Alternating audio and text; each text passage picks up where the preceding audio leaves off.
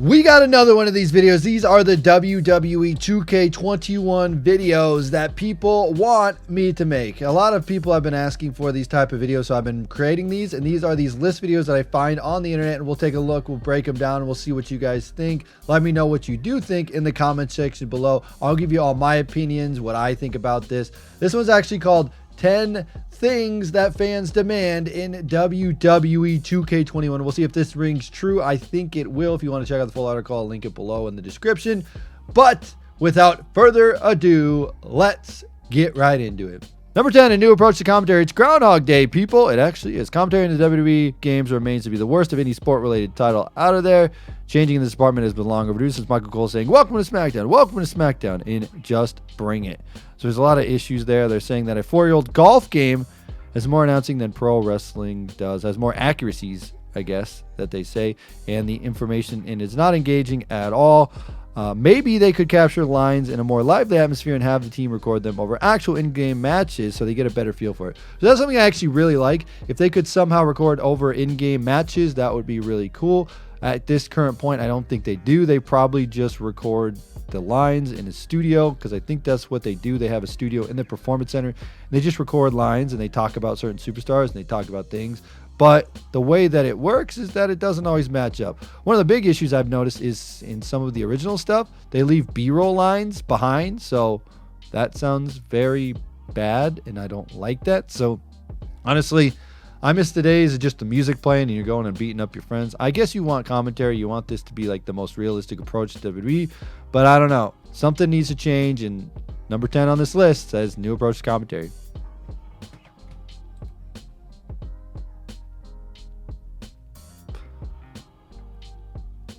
Number 9, a finished product out of the box. That one's actually pretty crazy. That one's actually pretty crazy to me. That a finished game is something that we need in the year 2021. 20, I guess, but going into 2021. Surely that would happen before 2K. Okay, so literally they're just saying make the game finished out of the box. Okay, I'm down with that. We don't need to say anymore. There's a lot of glitches. Make the game finished, polished before you release the game. There you go. Should be a standard. Like, there should be some video game standards here. Like, you think that that would be against the law, maybe? I don't know. I'm just thinking, like, is that even allowed? The way that there's so many glitches and issues with the game, is that allowed to be released? I don't know. It feels like a scam to me, but we'll see. Hopefully they can have a finished product out of the game. Number 9. Number 8 is pre-order bonuses that don't seem cheap. 2K20 pre-order bonus recapped as thus. 2K believed it was okay to pay more for characters already on screen. Bray Wyatt's The Fiend.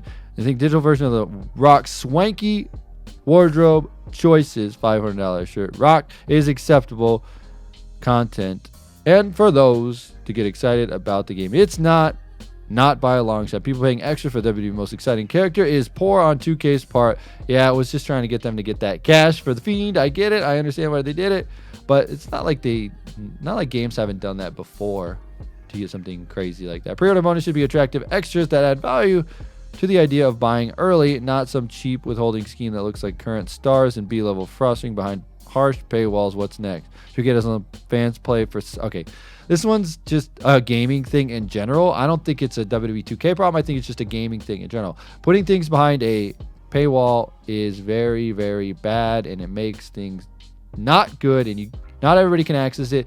It's like Friday the 13th. You had the Savini Jason, if you know what I'm talking about, the Friday the 13th game. You can't play as that unless you back the Kickstarter, and it's still not available for anybody to ever play as it unless you back the Kickstarter stuff. So anyway, all I'm saying is this is a problem with gaming, not just 2K.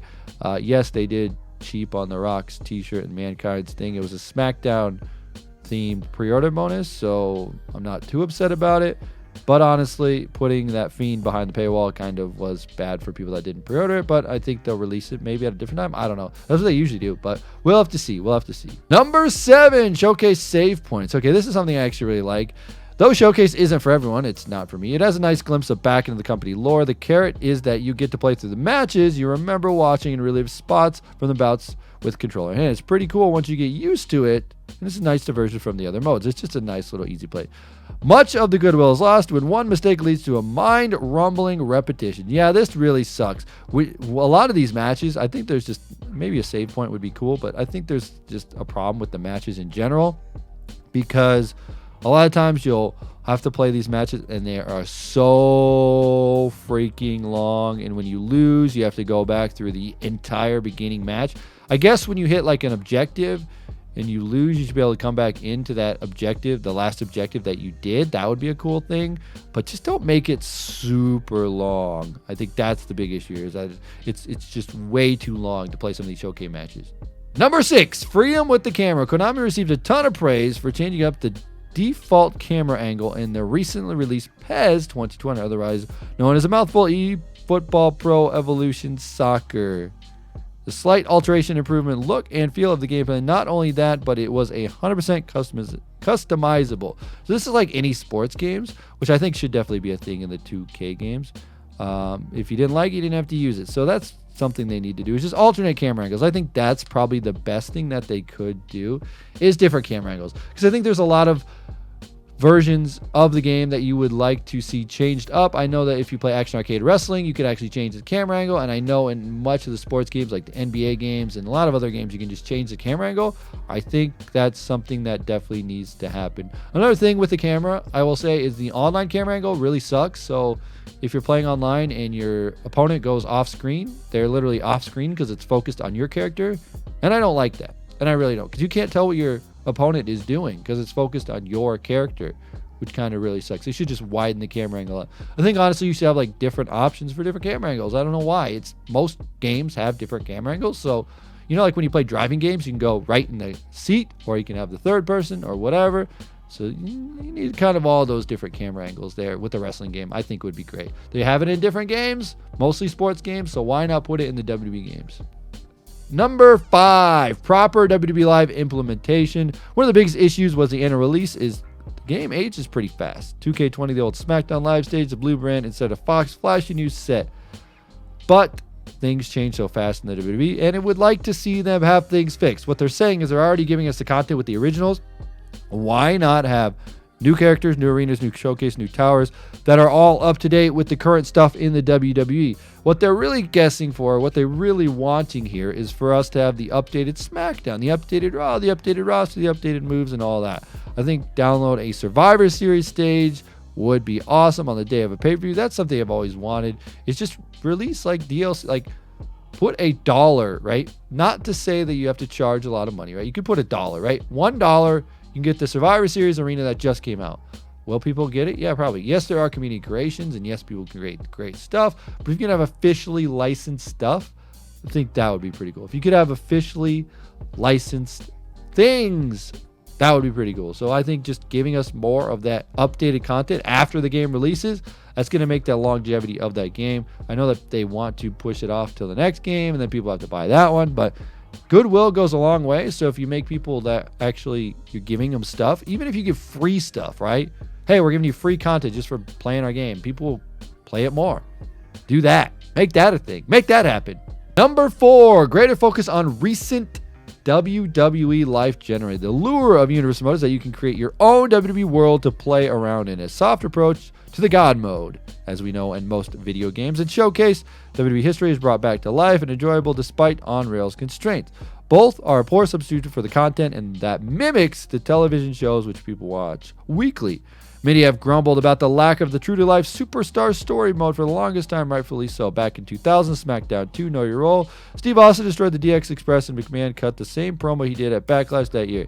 Confusing that DK didn't see why fans would want that kind in there.